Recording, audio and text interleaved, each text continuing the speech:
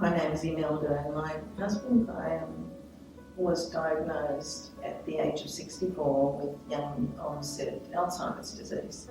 He was very keen to be involved in any sort of research that would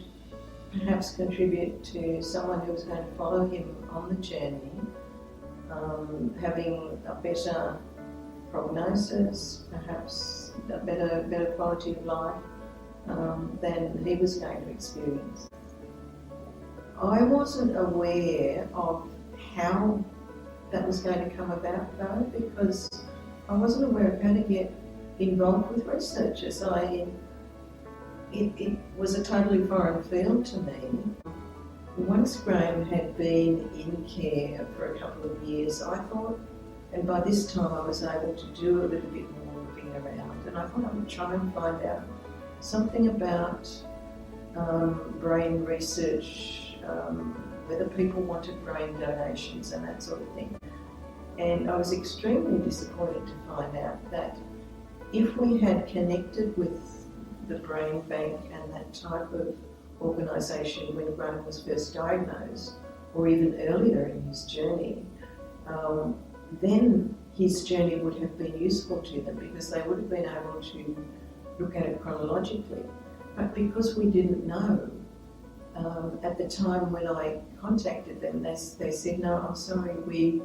do not have any use for your husband's donation because we haven't been able to follow him on the journey, and our research requires chronological examination of the brain." When I heard that there was going to be